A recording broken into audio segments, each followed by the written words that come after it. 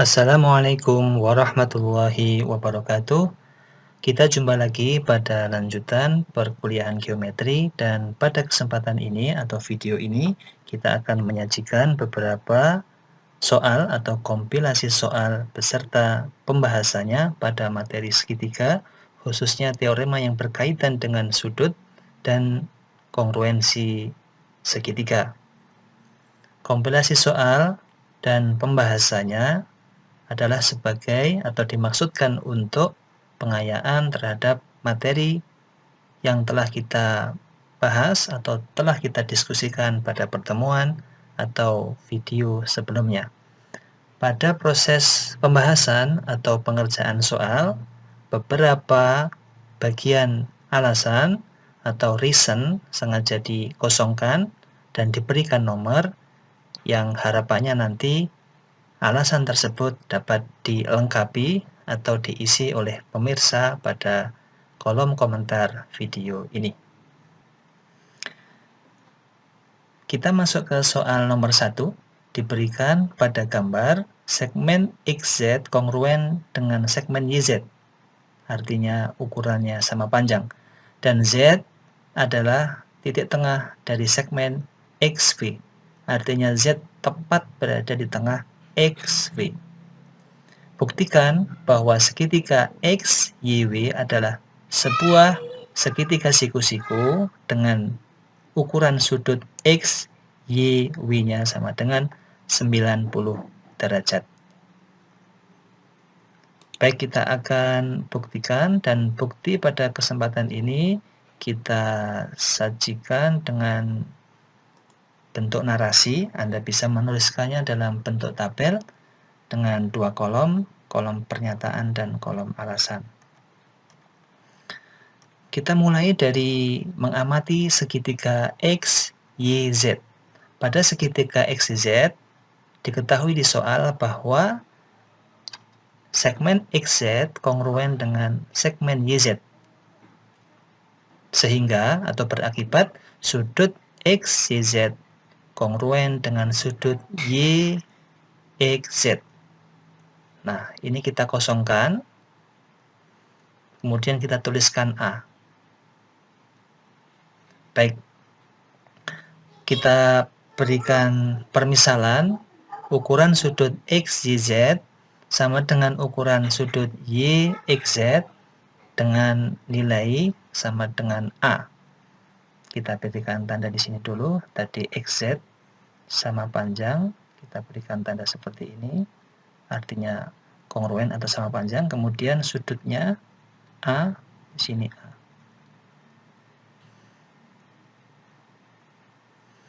Berikutnya, karena Z adalah titik tengah segmen XY, maka segmen XZ kongruen dengan segmen ZW. Alasannya kita kosongkan lagi dan kita beri nomor B. Kemudian selanjutnya, karena segmen XZ kongruen dengan segmen YZ yang di atas tadi, kemudian diperoleh berikutnya yang di atasnya persis adalah segmen XZ kongruen dengan segmen ZW, maka disimpulkan segmen YZ kongruen dengan segmen ZW. Sengaja kita kosongkan dan kita beri nomor C. Nah, kita berikan simbol di sini karena sama panjang atau kongruen. Nah, berikutnya kita mengamati segitiga YZW.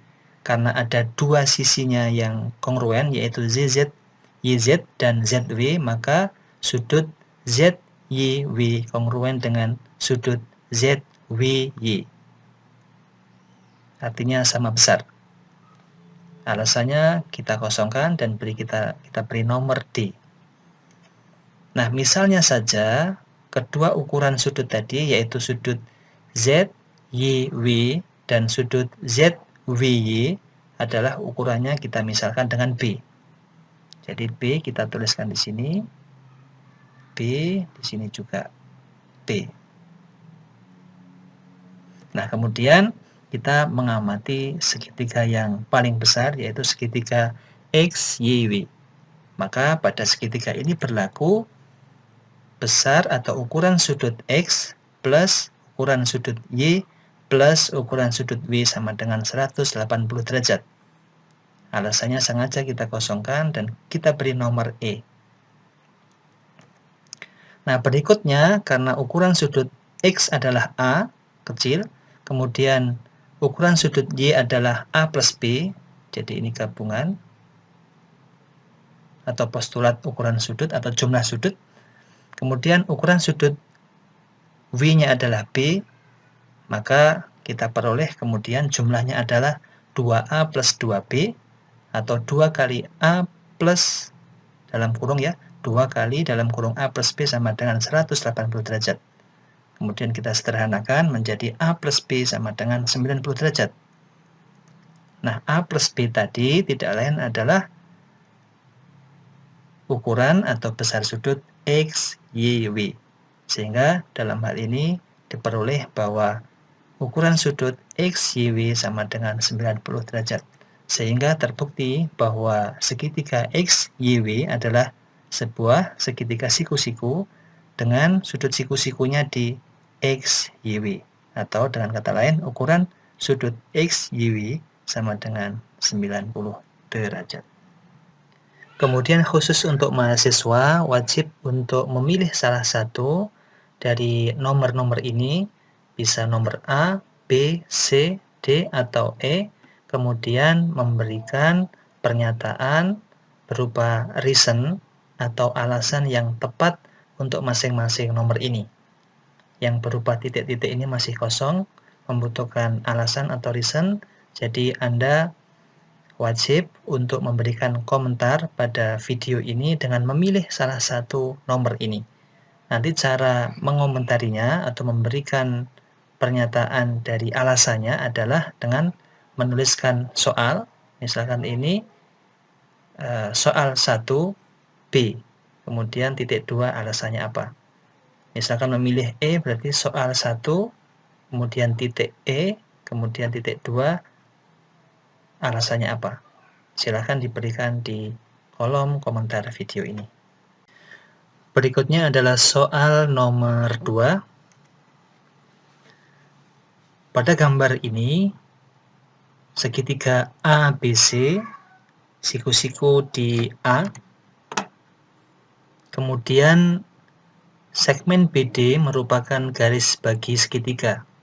Artinya membagi sudut ABC menjadi dua bagian yang kongruen, kemudian panjang AD adalah 3 cm dan DC 5 cm. Kita tunjukkan di sini AD-nya 3 cm, kemudian DC-nya 5 cm. Pertanyaannya adalah maka tentukanlah panjang AB. Tentu saja nanti dalam sentimeter. Jadi ini adalah yang ditanyakan dalam soal ini. Nah, untuk menyelesaikan soal ini, salah satunya adalah dengan menggunakan konsep kongruensi segitiga. Jadi mengapa BD ini garis bagi? Tentu saja ada maksud dan tujuannya, sehingga nanti menghasilkan sudut-sudut yang kongruen yang itu nanti akan menjadi jalan untuk menunjukkan atau mencari panjang dari AB. Solusi pada slide berikutnya. Sama dengan soal nomor 1, pada proses pengerjaan soal nomor 2 ini kita menggunakan dalam bentuk narasi karena tempat yang terbatas. Baik, solusi kita mulai dari pada BC, karena segitiga, ABC adalah siku-siku di A, tentu saja panjang hipotenusa atau BC lebih panjang dari segmen atau kaki AB. Sehingga karena BC lebih panjang, maka kita bisa menentukan titik E atau terdapat titik E pada BC atau pada hipotenusa sedemikian sehingga panjang BA itu sama dengan panjang BE, atau dengan kata lain BA kongruen BE. Alasannya sengaja dikosongkan dan kita beri nomor A. Nah, di sini ada titik E. Pada gambar ini kita perkirakan mungkin gambarnya tidak precise. Jadi kalau Anda ukur mungkin dalam gambar ini BA belum tentu tepat sama dengan BE. Tapi ini sebagai ilustrasi atau gambar yang akan membantu kita untuk mengerjakan. Kemudian kita misalkan panjang BA dan BE tadi karena sama, kita misalkan memiliki nilai X. Jadi X di sini, BE X, kemudian BA-nya X. Nah, kemudian karena yang ditanyakan adalah BA, maka nilai X inilah yang akan kita cari. Kemudian langkah berikutnya, hubungkan titik D dan E. Alasannya adalah dua buah titik tentu dapat dihubungkan dengan atau melalui segmen garis. Baik, kita hubungkan di sini, sudah terhubung, sehingga terbentuklah segitiga BDE. Baik, kita lanjutkan. Berikutnya, sudut ABD kongruen dengan sudut EBD. Alasannya adalah definisi garis bagi. Ingat, BD tadi adalah garis bagi, sehingga membagi sudut ABC menjadi dua bagian yang sama besar. Tentu saja sudut DBE atau EBD tidak lain adalah sama dengan CBD karena kakinya sama. Baik, karena kongruen maka besar keduanya sama. Baik, ini kita berikan notasi seperti ini. Langkah selanjutnya adalah kita tuliskan pernyataan baru yaitu BD kongruen BD. Reflektif atau berimpit juga saya kira boleh. Kesimpulannya, kita peroleh segitiga ABD kongruen dengan segitiga EBD. Baik, postulat titik-titik-titik ini diserahkan ke pemirsa untuk diisi dan kita beri nomor B. Nah, akibat dari pernyataan yang di atas ini, bahwa segitiga ABD kongruen dengan segitiga EBD, maka diperoleh yang pertama adalah sudut BAD kongruen dengan sudut BED. Dan segmen AD kongruen dengan segmen ED. Ingat definisi dua segitiga yang kongruen, maka kalau kita sudah bisa menunjukkan dua segitiga kongruen, maka keenam bagiannya adalah kongruen. CPCTC masih ingat, jadi corresponding part of congruent triangle are congruent. Nah, dari sini karena AD kongruen dengan ED, maka panjang ED sama dengan AD dan tidak lain adalah sama dengan 3 cm atau 3, kita tuliskan sementara tanpa cm, 3. Kemudian karena tadi di sini pernyataannya adalah sudut BAD kongruen dengan sudut BED dan padahal BAD siku-siku, maka tentu saja sudut BED juga merupakan sudut siku-siku. Alasannya karena keduanya tadi kongruen. Kita lanjutkan. Kita beri simbol dulu ya di sudut E atau sudut BED dengan notasi siku-siku. Tentu saja di sini sudut DEC juga siku-siku. Mudah dipahami, tidak saya berikan simbol. Nah, selanjutnya kita fokus melihat segitiga DEC, siku-siku tentu di E, kemudian diperoleh EC sama dengan 4. Kita gunakan teorema Pythagoras karena di sini 3, 5, maka di sini 4. Tentu Anda bisa tahu cara menghitungnya. Tidak saya tuliskan di sini. Jadi akar dari 5 kuadrat minus 3 kuadrat atau akar 16 diperoleh 4. Nah, kita tuliskan di sini EC-nya 4. Nah, berikutnya kita melihat atau fokus melihat pada segitiga ABC yang besar, siku-siku di A, sehingga berlaku teorema Pythagoras bahwa AB kuadrat plus AC kuadrat sama dengan BC kuadrat. AB kuadrat, panjang AB adalah X, berarti X kuadrat. Panjang AC adalah 3 ditambah 5, sehingga saya tuliskan di sini 8 kuadrat. Kemudian panjang BC adalah BE plus EC, yaitu X plus 4 kuadrat.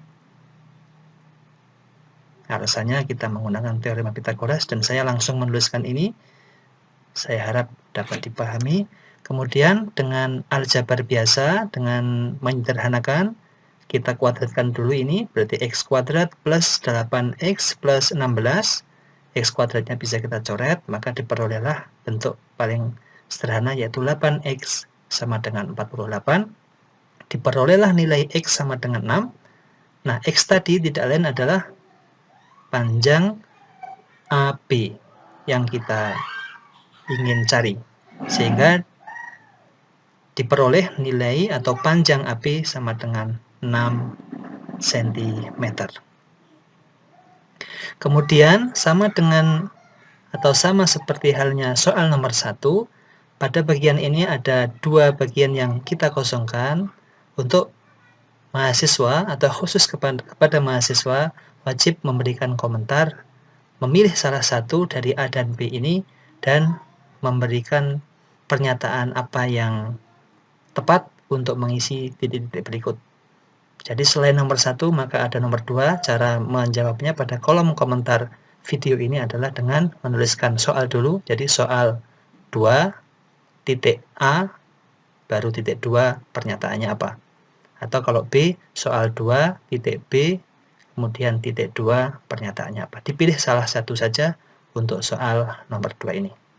Berikutnya soal nomor 3 atau soal yang ketiga. Pada gambar ini yang nampak pada slide, diberikan atau diketahui sudut BAD kongruen dengan sudut CDA. BAD dan CDA kongruen, berarti ukurannya sama besar. Kemudian segmen AB kongruen dengan segmen CD, artinya keduanya sama panjang. Buktikan bahwa segmen AE kongruen dengan segmen ED, artinya buktikan bahwa panjang keduanya sama. Atau di sini dituliskan kongruen. Nah, kita akan mulai membuktikan. Pada kesempatan ini kita buktikan dengan secara naratif. Alasannya yang berwarna merah. Nah, untuk menyelesaikan soal ini, maka terlebih dahulu kita buktikan bahwa segitiga ABD kongruen dengan segitiga DCA. Anda bisa amati segitiga ABD dan segitiga DCA. Baik, yang pertama kita tuliskan data atau informasi apa yang diketahui di soal. Yang pertama, sudut BAD kongruen dengan sudut CDA. Alasannya given atau diberikan di soal. Berikutnya adalah segmen AB kongruen dengan segmen CD. AB kongruen dengan CD. Alasannya given atau sudah diberikan di soal. Berikutnya adalah segmen AD kongruen dengan segmen AD, sifat reflektif. Nah, dari 3 pernyataan di atas, maka diperoleh bahwa segitiga ABD kongruen dengan segitiga DCA. Kita gunakan postulat SAS, karena ada 2 pasang sisi yang kongruen dan sebuah sudut yang diapit oleh keduanya juga kongruen. Sehingga postulat yang kita gunakan adalah SAS atau side angle side. Nah, akibat dari pernyataan di atas ini bahwa segitiga ABD kongruen dengan segitiga DCA, maka diperoleh salah satunya adalah sudut BDA kongruen dengan sudut CAD. Jadi di sini alasannya definisi dua segitiga ini ya, yang kongruen atau CPCTC. Corresponding parts of congruent triangle are congruent. Salah satunya adalah sudut. Kenapa kita pilih sudut ini? Tentu arahnya nanti kepada segitiga AED. Karena kita lihat yang mau kita buktikan adalah segmen AE kongruen dengan segmen ED. Nah, padahal sudut BDA, Anda bisa amati, BDA dengan sudut EDA kongruen. Dan sudut CAD, Anda bisa amati, CAD, dan sudut EAD juga kongruen. Karena sama-sama berada di sini ya. Atau kita katakan di sini kaki-kaki sudutnya sama. Untuk memudahkan, kita beri tanda seperti ini. Nah, sehingga karena sama, maka saya bisa substitusi. Di sini pernyataan di sini keduanya kongruen. Di sini sudut BDA saya ganti dengan sudut EDA atau saya substitusi. Kemudian di sini sudut CAD saya substitusi dengan EAD. Menjadilah ini sehingga diperoleh sudut EDA kongruen dengan sudut EAD. Alasannya adalah kita ganti atau substitusi. Kemudian untuk memudahkan atau kemudahan kita tuliskan sudut EDA kita tuliskan sebagai sudut 2 dan sudut EAD kita tuliskan sebagai sudut 1. Ini hanya untuk mempermudah. Nah, seperti ini. Sehingga pada segitiga AED, berikutnya kita amati segitiga AED, karena sudut 2 kongruen dengan sudut 1, maka diperoleh kesimpulan bahwa segmen AE atau sisi AE kongruen dengan sisi ED. Nah, ini masih titik-titik, sehingga pemirsa dapat menebaknya atau melengkapinya, dan khusus untuk mahasiswa, wajib untuk memberikan komentar pada video ini dengan menuliskan jawaban yang tepat untuk alasan ini. Dengan cara menuliskan soal 3, kemudian titik A, dan kemudian diikuti pernyataan atau alasan yang tepat untuk ini. Berikutnya soal yang keempat. Soal yang keempat ini kita mulai dari definisi jajar genjang. Sebuah jajar genjang adalah sebuah atau suatu segi empat yang mana pasangan sisi-sisi yang berhadapan keduanya saling paralel atau sejajar. Definisinya dalam bahasa Indonesianya sudah saya tuliskan di sini. Sebuah jajar genjang, saya ulangi kembali, adalah sebuah segi empat dengan pasangan sisi-sisi yang berhadapan keduanya saling sejajar. Nah, kemudian pertanyaan untuk soal nomor 4 ini adalah, berangkat dari definisi jajar genjang tersebut di atas, maka buktikanlah bahwa pasangan sisi-sisi yang berhadapan pada jajar genjang adalah kongruen atau sama panjang.